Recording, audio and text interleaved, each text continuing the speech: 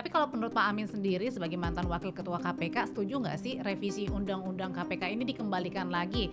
Damage yang diciptakan sudah kadung terjadi. Skor indeks persepsi korupsi kita ini turun, bahkan kita kalah sama Timor Leste.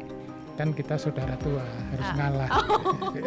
Kasus impor gula waktu itu ada Pak Tom Lembong, ada Bu Ira ya, di kerjasama usaha ASDP. Terakhir juga ada tata kelola minyak mentah juga Pertamina. Apakah ini bisa tergolong kebijakan yang dikriminalisasi atau kriminalisasi kebijakan? Aparat penegak hukumnya kurang paham substansinya. Misalnya yang Bu Ira. Aparat penegak hukumnya nggak paham dunia perkapalan. Terus yang tadi disebut tata kelola perminyakan gitu ya. Perminyakan itu dari ujung ke ujung itu rumit sekali. Pak Amin mau kritisi adalah soal penyidiknya.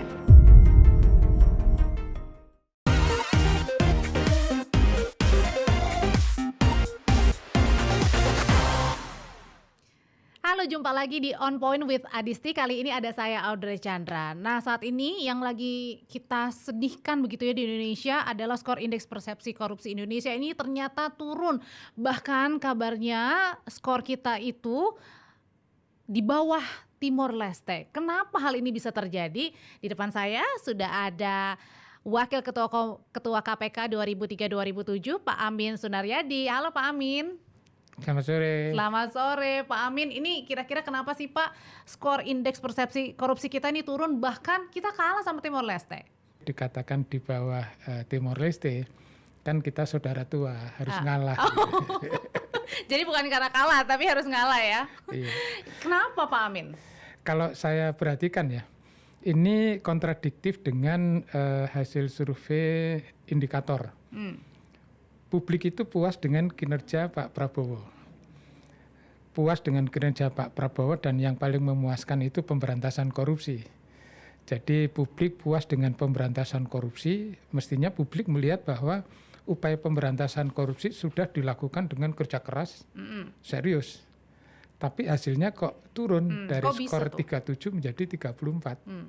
Nah, kalau saya lihat mungkin salah satunya karena cara kerjanya kurang tepat. Seperti? Jadi kerja keras, tapi hasilnya jeblok. Nah, mungkin kalau saya lihat salah satunya terlalu seneng menjadi entertainer. Jadi tahun lalu saya menyatakan aparat penegak hukum itu harusnya menjadi law enforcement agencies. Nah, sepertinya kemarin ini lebih banyak menjadi law entertainment agencies. Artinya misalnya contohnya ya, belum mulai detail-detail, belum paham BBM, tiba-tiba ngomong oplosan. Publik happy dengan hal itu, kan ini populis nih. Tapi itu kan nggak menyelesaikan urusan korupsi. Karena kemudian di dalam dakwaan perkara itu oplosan nggak ada. Jadi kan populer tapi tidak to the point berantas korupsi. Oke, ini berarti berdasarkan juga saya ingat pernyataannya Pak Ahok waktu di sidang, di situ Pak Ahok menyatakan bahwa pernah bersaksi bahwa soal blending atau BBM oplosan itu nggak ada nih produk BBM yang dioplos di kilang Pertamina. Proses blending adalah memang ada, tapi untuk menyesuaikan kebutuhan tingkat RON BBM itu, jadi maksudnya gimana tuh Pak Amin? Jadi begini, setahu saya ya, saya 4 tahun jadi kepala SKK Migas, jadi cukup tahu soal migas, walaupun bukan hilir. Jadi setahu saya begini, namanya cairan kimia di negara manapun, termasuk BBM, petrochemical, itu isinya dicampur apa gitu. Blending itu namanya. Nah, istilahnya blending. Oke. Cuman kalau di grassroots kita di level kampung gitu ya, biasanya kalau ada dicampur kemudian hasilnya jelek, istilahnya dioplos. Nah, mungkin ini supaya keren, supaya populer, istilah blending diganti dioplos. Muncul oplosan. Atau mungkin jangan-jangan malah setelah muncul istilah oplosan, sebenarnya dia nggak tahu istilah blending. Mungkin kalau kita lihat yang lebih pintar dari aparat penegak hukum itu DPR. Kan ada komisi berapa itu di DPR, kemudian ngundang Shell, ngundang BP, ngundang Pertamina, ngundang apalagi Vivo. terus diskusi soal itu kan, dan dari situ kan terbuka semua bahwa blending itu something yang biasa. Jadi hanya karena aparat penegak hukum nggak paham urusan BBM, jadi blending itu terus dianggap oh ini mencurigakan, terus dituduh oh ini oplosan gitu. Bentar Pak Amin, jadi kalau kalimat sederhananya nih ya, berarti artinya sebenarnya aparatnya yang salah waktu itu bilangnya harusnya blending atau oplosan, atau karena nangkepnya salah nih, atau gimana nih Pak? Kalau dugaan saya, pertama gini, tidak paham urusan BBM, jadi tidak paham urusan blending, tapi pengen populer. Nah, makanya ngomong-ngomong oplosan. Itulah yang terus saya sebut gini, harusnya dia sebagai law enforcement agency, tapi berubah menjadi law entertainment agency. Artinya apa tuh? Harusnya menjadi penegak hukum yang benar-benar sesuai gitu ya. Penegak hukum yang menegakkan hukum, tapi terus menjadi pokoknya pengen populer, pengen dikenal, pengen ditepuk tangani. Makanya terus yang masuk dilakukan entertainment itu. Entertainment. Makanya begini, termasuk ada uang dalam jumlah besar dipamer-pamerkan gitu kan. Terus termasuk kan publik senang kayak gitu. Publik senang, tapi kan tugas dia bukan buat publik senang. Yang mungkin yang bertugas membuat publik senang itu kan entertainer. Nah, penegak hukum kan pokoknya hukumnya tegak kan gitu. Termasuk begini, belum menghitung apa-apa sudah ngomong angka yang besar-besar, yang puluhan triliun, ratusan triliun gitu kan. Nah, ini menurut saya yang menjadikan gini, publik senang, tapi faktanya hasil kerjanya nggak efektif. Jadi nangkep-nangkep aja, tapi juga nggak jelas begitu ya, atau jangan-jangan salah tadi, apalagi yang blending sama oplosan ternyata beda ya Pak ya. Artinya termasuk juga meskipun dengan mantan-mantan misalnya menteri-menteri di era sebelumnya yang ditangkap, itu juga tidak memuaskan publik di situ. Ya nangkep menteri kan jadi beken, terkenal, publik puas gitu kan. Tapi secara substansi apakah itu merantas korupsi? Kan terus kan jadi pertanyaan. Kalau nggak jadi pertanyaan, mana mau presiden keluarkan abolisi, keluarkan rehabilitasi gitu. Jadi kalau saya lihat presiden pun meragukan ini anak buahku aparat penegak hukum ini kerjanya benar nggak sih? Makanya dikeluarkan koreksi dalam bentuk abolisi maupun rehabilitasi ataupun yang lain gitu. Berarti kalau gitu salahnya di mana dong Pak Amin? Berarti artinya karena saat ini yang dilakukan adalah tadi sekedar entertaining aja begitu? Jangan-jangan ada seperti itu. Nangkep-nangkepin orang nih. Ada apa ya, cenderung entertainment. Nah, kalau entertainment banyak yang seneng tepuk tangan, barangkali pangkat saya naik, gitu. Jabatan saya naik. Gitu. Jadi kurang fokus dalam menegakkan hukum yang tujuan akhirnya nanti korupsi terberantas. Tapi kalau pertanyaan saya nih Pak Amin, yang kemarin-kemarin sempat hangat adalah pada saat kasus dugaan korupsinya Bank BJB. Kan sempat ada menyeret nama Pak Ridwan Kamil. Sempat tuh waktu itu kan KPK datang ke rumah untuk menggeledah, beberapa barang juga sudah disita, tapi nggak dipanggil-panggil nih Pak Ridwan Kamilnya. Itu termasuk entertaining juga atau? Nah, gini, menurut saya itu sebaiknya aparat penegak hukum kita itu coba ikuti international best practice saja. International best practice-nya yang saya lihat seperti apa. Jadi begini, kalau di dunia internasional itu ada proses investigation. Kalau di Indonesia itu kebagi dua, penyelidikan, penyidikan. Nah, FBI yang saya lihat ya, kemudian Hong Kong ICAC, terus New South Wales ICSC, itu selama investigation itu tidak banyak bicara ke media.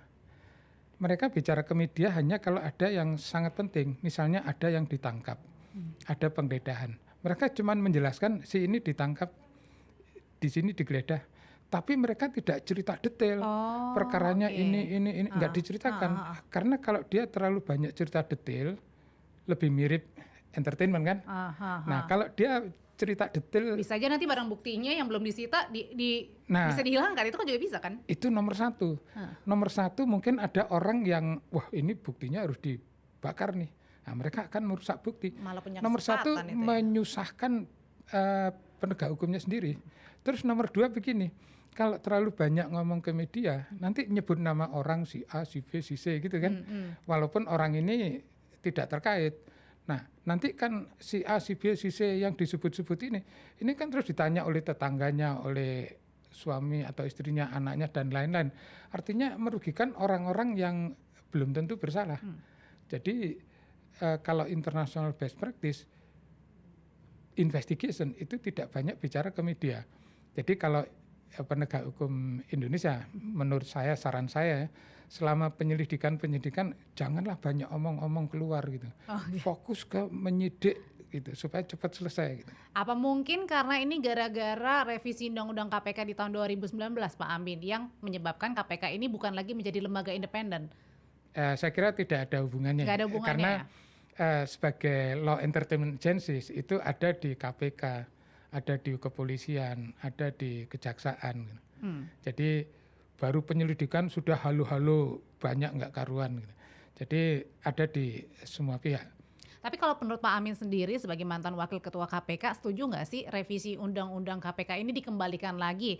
Karena kan kalau kita tanya nih sama wakil ketua KPK yang sekarang Pak Johanis Tanak aja bilang nih kalau undang-undang ini bukan seperti barang yang kalau udah selesai dipakai ya dibalikin lagi. Kalau itu berhasil dilakukan baik juga. Tapi kalau menurut saya bukan itu prioritasnya. Karena apa? Damage yang diciptakan sudah kadung terjadi. Kalau misalnya itu dikembalikan, kan separuh personel KPK sekarang sudah ASN. Nanti ngurus-ngurubahnya susah lagi gitu kan. Terus kebetulan yang saya lihat problemnya bukan soal KPK independen atau enggak independen. Jadi problemnya adalah kita mau kerjanya kemana gitu. Jadi mau terus seperti law entertainment agency. Terus juga gini, yang mau diberantas apa gitu. Ini kan masih belum jelas. Oke, nah itu taunya KPK kalau misalnya punya tugas yang mau berantas apa dan siapa itu apakah harus melapor dulu ke yang paling atasnya? Enggak, atau kalau kerja aja? Sampai hari ini yang saya tahu dia bebas mau melakukan apa saja bisa, enggak ada halangan. Meskipun bukan lembaga independen lagi sekarang? Bebas, setahu saya begitu. Mau nyidik siapapun bisa. Zaman dulu juga begitu. Kalau gitu nggak perlu lagi dong, dibalikin lagi revisi. Makanya begini, kalau bisa dibalikin ya bagus, tapi kalau nggak dibalikin ya nggak masalah. Oke, kita akan sebenarnya Pak Amin kita udah punya nih ngerangkum beberapa pertanyaan-pertanyaan dari netizen. Kita lihat dulu ya Pak Amin. Nah, kira-kira mereka melihat indeks persepsi korupsi kita yang turun ini seperti apa, kita lihat ya. Oke, ini Pak Amin dari Arisasa 9237 ini. Bilangnya nih gini Pak, KPK yang independen, komisioner dan anggotanya diisi orang-orang independen dan dipilih oleh kelompok orang-orang yang juga independen. Undang-undang dibuat oleh masyarakat yang independen. Tanggapannya Pak? Kata independen ini artinya banyak sekali ya. Banyak sekali. Sebenarnya melihatnya gini, waktu saya itu bisa dikatakan pimpinannya independen. Personelnya rekrut sendiri ini. Tapi ternyata kan faktanya begini. Terus habis itu ada pemikiran begini. Oh, penyidiknya hanya boleh dari polisi. Hanya boleh dari jaksa. Di dalam KPK bertengkar. Akhirnya kan terus muncul gambaran gini. Yang bisa jadi penyidik cuma polisi. Kalau cuma polisi konflik terus. Konflik lah itu ya. Betul. Padahal polisi-polisi di dalam KPK itu harus lapor ke Mabes Polri kan. Nah, apakah itu independen? Nah, pimpinannya independen. Ini zaman dulu nih. Nah, terus ada perubahan-perubahan. Terus juga begini, independen itu tidak hanya dilihat dari struktur organisasi. Contohnya begini, FBI. FBI itu organisasinya independen nggak? Kalau dilihat, dia di bawah di dalam US Department of Justice. Pimpinan US Department of Justice itu disebutnya Attorney General. Level menteri kan.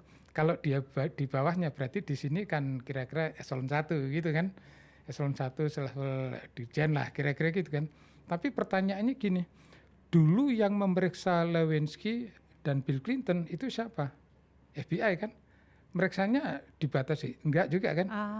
Nah, artinya gini, independensi itu tidak harus ini strukturnya selevel presiden, selevel menteri. Enggak. Independen itu pokoknya boleh bekerja Tapi sesuai. nggak intervensi, nggak ada Tidak intervensi. ada intervensi. Oke, kita bacain lagi ya. Nampaknya ada beberapa komenan lagi nih Pak. Oke, masih ada? Oke, kita lihat nih. Ini ada komen dari @eripri. Mau yang lama, mau yang baru, KPK tidak akan menjadi lembaga independen. Waduh, syarat kepentingan politik dan mudah disetir. KPK, BPK, MK jangan harap dia netral di negeri ini. Negeri yang penuh intrik, korupsi, nepotisme, kolusi, dan intimidasi. Nyaris di semua bidang. Gimana tuh Pak Amin? Wah, ngeri nih. Jadi gini, ya, yang disampaikan siapa nih? Mas, Erpri ya? Iya, ha-ha. Itu ya benar kalau dilihat dari situ. Tapi kalau kita bicara soal itu saja, nggak akan menyelesaikan masalah. Kenapa? Karena kita ini tidak melihat musuh kita siapa, tidak mempelajari musuh kita siapa. Nah, kita kan ngomongin soal korupsi nih, perkorupsian. Jadi clear kan musuh kita korupsi kan. Tapi kita tidak mempelajari korupsi seperti apa yang jadi musuh kita. Bahkan Pak Prabowo di beberapa pidato berkali-kali ini kan selalu ingin memberantas korupsi ya. Itu Betul. pesannya kan? Betul. Pak Prabowo ingin memberantas korupsi. Tapi Pak Prabowo maupun aparat penegak hukumnya itu tidak tahu korupsi seperti apa yang harus diperangi gitu. Oke. Makanya begini, terus aparat penegak hukumnya itu berasumsi, oh korupsi yang diperangi ini yang merugikan negara, menguntungkan diri sendiri atau orang lain. Yang seperti itu kan. Padahal saya survei dari tahun 2015 sampai 2025, 10 tahun. Itu menyimpulkan gini, bentuk korupsi di lapangan yang paling banyak itu adalah suap dan pemerasan. Jadi harusnya Pak Prabowo dan aparat penegak hukumnya itu mempelajari lebih detail musuhnya yang disebut korupsi itu apa. Nanti akan ketemu, oh musuhnya itu adalah suap dan pemerasan. Nah, kalau sudah mempelajari musuhnya, pelajari diri sendiri.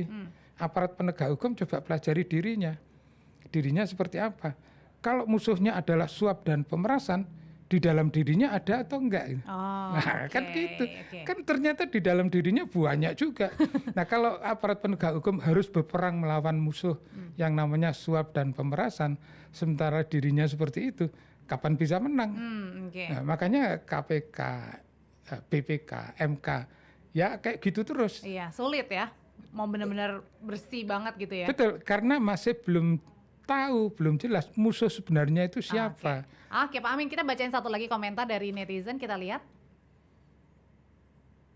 Ini dari @rdcx1rl. Tuntasin dulu undang-undang perampasan aset, segera disahkan. Draft harus dibuka di publik karena itu sangat penting dan urgent. Ini juga yang didesak oleh Wapres Mas Gibran. Kalau draftnya harus dibuka di publik, saya setuju. Oh gitu, harus dibuka di publik? Harus. Karena draft undang-undang itu harusnya dibuka di publik. Kalau saya pelajari dulu di Amerika ya. Tapi berani nggak tuh? Ya harus. Tapi kalau undang-undang perampasan aset harus diberlakukan, mohon maaf saya nggak setuju. Kenapa? Karena penegak hukum kita itu masih doyan suap dan hobi meres. Nah, nanti undang-undang perampasan aset ini menjadi alat baru untuk menguntungkan, memaksa orang nyuap dan untuk meres. Makin kacau lagi. Oh, itu malah jadi senjata yang baru ya untuk meres ya? Betul. Jadi istilahnya kalau di dalam hukum itu kewenangan perampasan aset itu salah satu bentuk draconian power. Jadi kewenangan yang sangat drakonia, yang sangat kuat, sangat powerful. Jadi kalau saya misalnya, saya ini doyan suap dan hobi meres, dikasih draconian power, wow, saya meresnya lebih banyak, terima suap lebih gede. Itu nanti yang akan terjadi di Indonesia. Oke, Pak Amin, ini kita balik lagi nih soal yang entertaining. Tadi apa bilangnya Law Entertainment Agency. Agency sekarang begitu. Nah, kalau kita balik lagi nih ke kasus impor gula, waktu itu ada Pak Tom Lembong, kemudian ada kasus Chromebook, Pak Nadiem Makarim, kemudian juga ada Bu Ira ya di kerjasama usaha ASDP. Pertanyaannya terakhir juga ada tata kelola minyak mentah juga Pertamina. Nah tadi kan sebentar kita di awal sudah bahas. Nah pertanyaannya apakah kasus-kasus ini yang kemudian akhirnya diberikan pengampunan dalam tanda kutip kepada dari Pak Presiden kepada Pak Tom Lembong, kemudian juga Pak Nadiem masih berproses ya, dan kemudian Bu Ira. Nah pertanyaannya apakah ini bisa tergolong pada saat itu termasuk dalam kebijakan yang dikriminalisasi atau kriminalisasi kebijakan? Kalau saya melihatnya lebih begini, aparat penegak hukumnya kurang paham substansinya. Artinya gini, kalau misalnya yang Bu Ira, aparat penegak hukumnya nggak paham dunia perkapalan.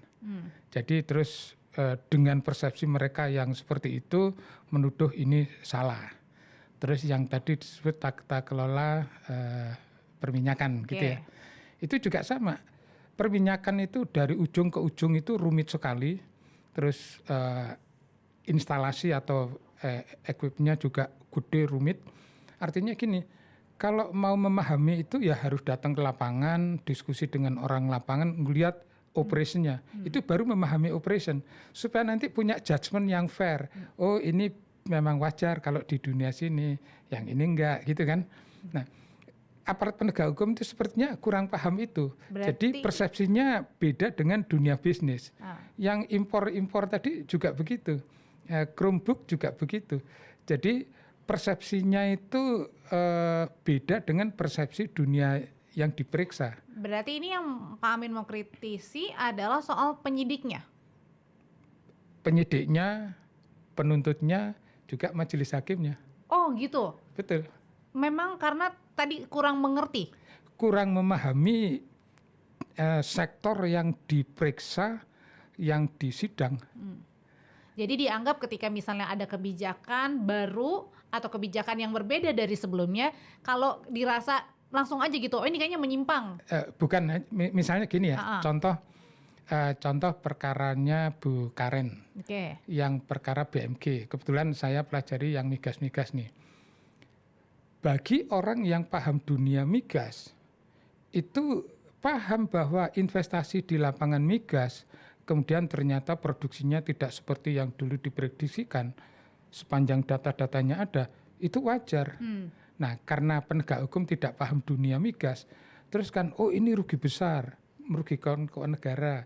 Terus habis itu dituntut pidana korupsi kan, walaupun di Mahkamah Agung dibebaskan.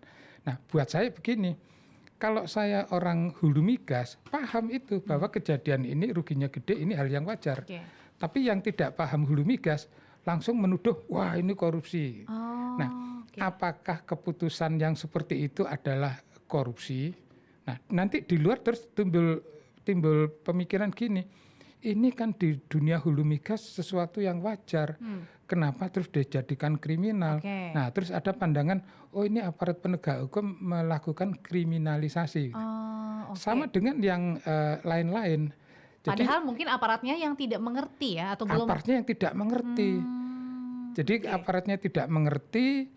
Karena itu kadang kalau yang tata kelola minyak tadi yang disebut tadi ya, jadi sudah kadung ngomong-ngomong oplosan, di dakwaannya nggak ada oplosan, gitu kan? Ini salah satu petunjuk dia nggak ngerti sebenarnya. Kemudian juga begini, waktu diperiksa di pengadilan kan mendatangkan saksi ahli jumlahnya banyak ya, saksi menjelaskan A, B, C, D, urusan minyak, urusan engineering, teknis lah. Ahli juga menjelaskan gitu. Terus di tuntutannya dilihat ada nggak itu. Nah, kemungkinan besar penuntut umumnya nggak paham, jadi nggak bisa mengcapture penjelasan saksi maupun ahli. Jadi tuntutannya ya kira-kira yang di dakwaan dikopi gitu. Nah, repotnya nanti begini, kalau majelis hakimnya tidak paham sektor yang dia periksa, penjelasan saksi maupun ahli di ruang sidang ini tidak bisa dimengerti oleh majelis hakim.